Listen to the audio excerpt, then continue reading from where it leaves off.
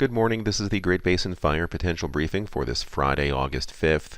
Looking at our impacts map, and our main concerns will be lightning pushing into parts of northern Nevada and northern Utah today, but more importantly into Idaho as we go through today, tomorrow, and even into Sunday, and into parts of western Wyoming as well.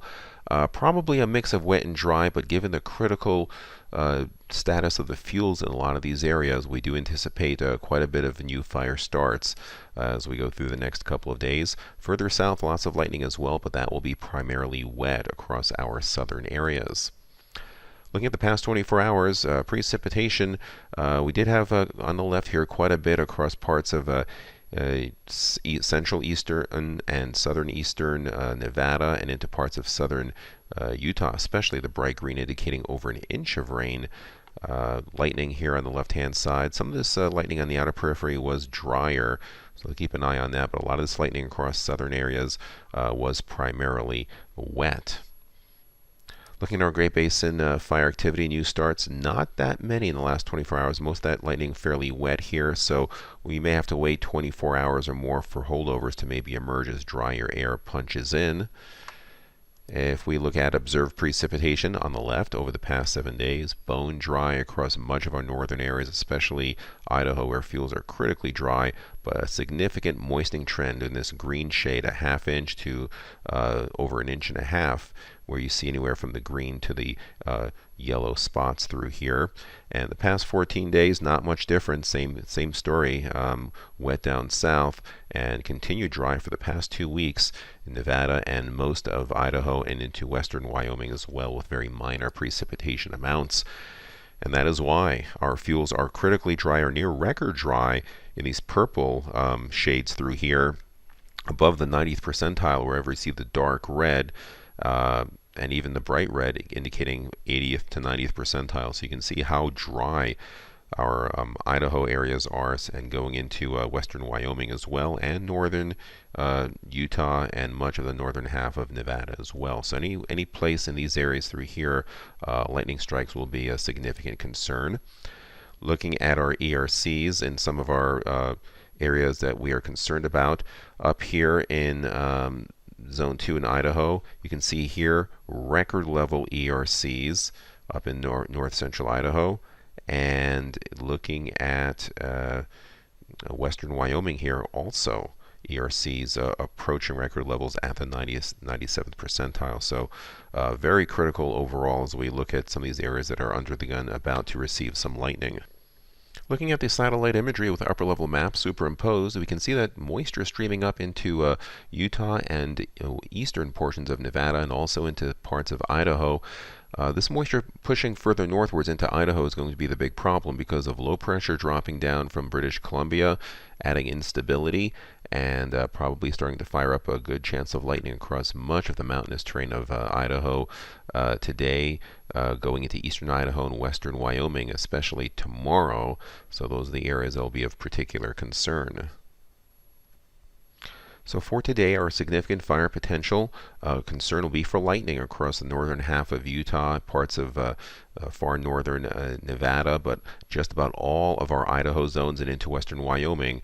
That'll be an issue as we go through the day today. You can see that also concerns other geographic areas over in Oregon and far northern California. So this will be a pretty large event. If we look at both expected weather conditions, actually let's go to today's map. You can see how widespread areas in the green is where you can see shower and thunderstorm activity. Areas on the left here, this is relative humidity, and you can see as you go into Idaho, not quite as dry anymore, but still seeing somewhere between 15 and 20% humidity. But it's the critically dry fuels that could still pose an ignition problem. Now for Saturday, see low pressure deepening here off the Washington coast, adding instability. We also see drier air pushing in from the west and southwest across Nevada, and it'll be this drier air pushing in over areas of central Nevada that have had lightning over the past few days that could lead to some holdover issues over the weekend. On the right-hand side, you can see where we expect lightning starting to shift to the north and to the east, but again, another concern. lightning continuing across northern Utah, but at this point humidity and some residual rainfall may be a bit too high for any high risk.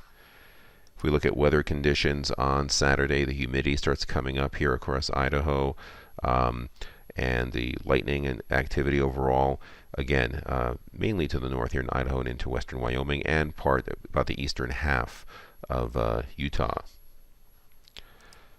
Taking a look further into Sunday, low pressure still in that same spot where it's been much of the summer in the Pacific Northwest.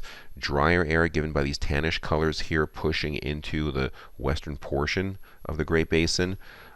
We start drying on out in many areas in the south. Lightning is exiting our region at this time, although we could still have some isolated strikes in a few of our areas. And weather-wise, you can see where the residual shower and lightning activity might be in our far northern and eastern areas, but starting to move out. Humidity levels on the left. Precipitation totals as we go through the Friday morning through Monday morning period. This second shade of green is about a low-end wetting rain, about 1/10 of an inch. You can see here in the mountains of Idaho and into parts of Nevada. But between that is just a few sprinkles or a few hundredths of an inch of precipitation. So kind of a borderline dry versus wet lightning event, but much wetter as you head down into Utah. Going further down the road as we go into Monday, trough low pressure slowly chugging along near Spokane, still southwest dry winds pushing on in. We'll have to watch for the possibility of high risk. We'll see how much lightning, how much rain we get, but our PSAs do start drying on out. So as we go through the next couple of days, Tuesday, Wednesday, and into Thursday, you can see by Thursday, a lot of areas have basically dried out. Areas that were yellow up here in Utah are now brown. Some portions of Idaho may remain fairly moist depending on how wet some of those rains get. But again, the main concern at this point will be holdovers under this drier air mass. Precipitation totals over the 7-day period. Most of this will be very similar to what we saw in the first 3 days. That's when most of that precipitation occurred. And lastly, looking down the road for the second week of August going into the third week, we see a much drier than normal signal all across the Great Basin. This signifies that the monsoon will be largely absent during this time. And usually if it's going to the third week of August and it's not around, sometimes it never really comes back in earnest anymore, except maybe brushing some southern areas. So we'll wait and see on that.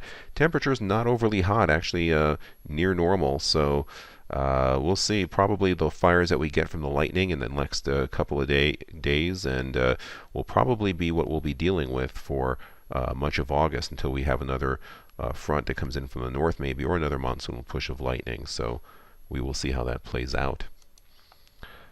That concludes our briefing. Have a great day.